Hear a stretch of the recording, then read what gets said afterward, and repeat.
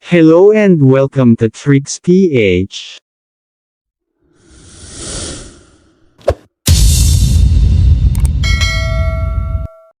So ngayon ay magkakaroon tayo ng Android phone tips and tricks. Mga simpleng tricks lang po ito, at maaring yung iba ay alam na ang mga tricks, pero hindi nyo pa ginagamit. So kung mahilig ka manood ng mga video sa YouTube, ay para sa'yo ang video na ito.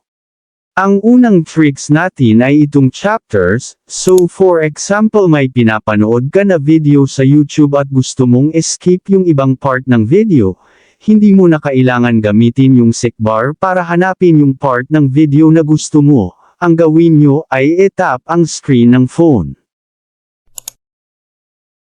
Then may makikita kayo na parang arrow sa ibaba. I-click nyo yan. So ayan, makikita natin may 3 chapters ang video na ito, at meron din siyang timestamp. So pwede nyo na i-select kung aling chapter yung gusto nyong panuurin, for example itong pangalawa, then i-tap nyo lang ito. Then automatic na mag-umpisa yung video na pinapanood nyo sa second chapter. Take note, applicable lang ang tricks na ito sa mga video na may timestamp at chapters. Ang sunod na tricks natin ay itong video quality, so minsan ay may mga video sa YouTube na mababa yung quality, or low resolution. Hindi po siya HD or high definition, gaya ng video na ito. Kung mapapansin nyo ay hindi siya malinaw, pero pwede po nating baguhin at gawing HD quality ang video na pinapanood natin. I-tap ang screen ng cellphone nyo. Then i-click ang setting icon sa itaas. Then once na maklik nyo yung settings, ganito yung lalabas. Makikita nyo sa pinakaitaas yung quality.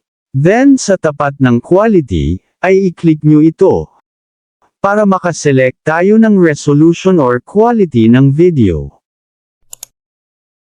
Then sa may ibaba ay i-click nyo ang advance. Quality for current video ay 360p. Mababa yung resolution kaya hindi clear yung video. So para ma-enjoy natin ang panunood ay palitan natin ito ng mas mataas na resolution. So i-select natin itong 1080p 60 resolution. Then i-play ang video. So ayan, clear at mas malinaw na ang video na pinapanood natin. So ngayon, kung gusto nyo naman i-play ang video ng mabilis, or fast play, ay i-press and hold nyo lang yung screen ng cellphone nyo tulad nito.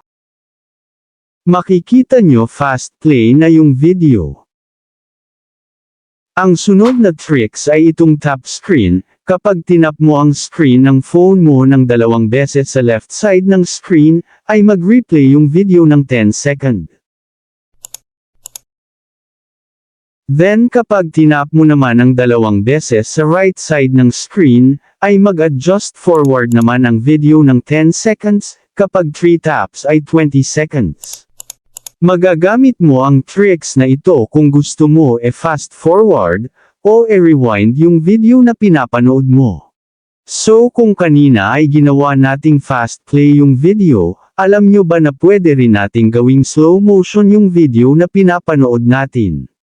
I-click ang settings. Then i-click ang playback speed.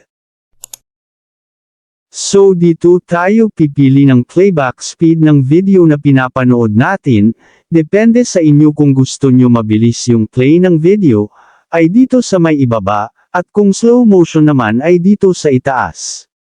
So try natin itong 0.25 times. So ayan, slow motion na yung video na pinapanood natin. Then kung gusto natin ibalik sa normal yung playback speed ng video, ay back lang tayo sa settings. I-click ang playback speed. Then, select ang normal. So ayan, back to normal na yung video. So alin po sa mga tricks natin ngayon yung mas nagustuhan po ninyo? E-comment mo sa comment section at babasahin ko po yan. Sana po ay nagustuhan nyo ang tricks natin ngayon, at maraming salamat po sa mga nag-subscribe, at kung bago ka lang napadaan sa channel natin, at gusto mo ng mga ganitong video, ay huwag po sana kalimutang mag-like, subscribe, at pindutin ang notification bell button, upang updated po kayo once na mag-upload ako ng bagong video. So thank you for watching, and God bless po sa lahat.